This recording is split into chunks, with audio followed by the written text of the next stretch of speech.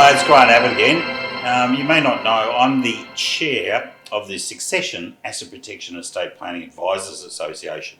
My job all along is to protect your family wealth for bloodline for generations to come. Again, we've talked about this, modelling it on the British royal family. Now, the British royal family, as I've said before, is fantastic. Charles passes away, that wealth transfers over to William. And it's in a trust style structure. Now, I'm going to give you a bit of a little 5-minute intro into trusts and say that the majority of trusts in Australia are dangerous. Let me start with a little story. At Abbott & Morley Lawyers, where I work, effectively we had a client who came to us and a husband had died, leaving this trust estate for his wife and children. He was over in South Africa and unfortunately was murdered. So it's a disastrous situation, but he did the right thing because he put a large amount of money in there to safeguard that for his family.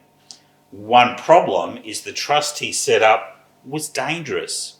You see, he was the he didn't have a corporate trustee, he was the only individual trustee. His wife and children were beneficiaries, which is fantastic, so they could receive all that money. However, one important position in a trust is what we call the appointer, who's like the king or the queen of that trust. They have the power to generally appoint the corporate or the individual trustee. So we need to have that appointer in place and the individual. Now, when we looked at it for Abbott & Morley, because the wife was desperate for money, the problem that we faced was that the trustee was the individual who was murdered. So the trustee was dead. Ideally, it'd be fantastic to put the wife in there, his grieving wife as the trustee. She could then look after the whole family. The danger there was, in that trust, he was the appointer. And the trust itself said the only person who could appoint a trustee was the appointer, but he was dead.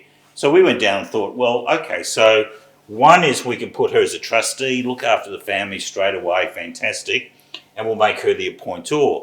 The problem about the trustee itself said that the only person who could appoint a new appointer was the old appointer, and he was dead. So that trust was in limbo land for 6 months and had to go to the Supreme Court of Victoria in order to make a ruling that the grieving wife and children, for which the husband and father had collected their family wealth to look after in the event of something bad happening to them, which it did, he was murdered. Effectively, they were out of limbo and out of money for that period of time. And that's simply because it was a very poor trust. And that's the danger, is that 99.9% of trusts established in Australia basically set up for tax purposes. You see, the benefit of a trust is that we can start to distribute on a yearly basis to dad, mum, children, particularly children over the age of 18, or we can distribute to a company.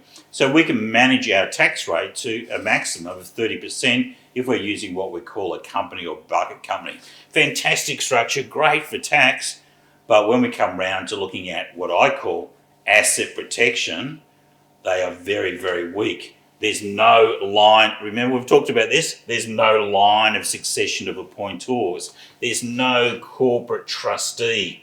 There's nothing built within there that's going to make sure that the only beneficiaries here are bloodline, which is very dangerous. And more importantly, they're set up so that the people who've set them up, there's either no jurisdiction chosen or a jurisdiction where the trust can only go for 80 years. So first off, protection, no. Family wealth, yes. Bloodline, no. Generations, no. So we've got a huge problem there.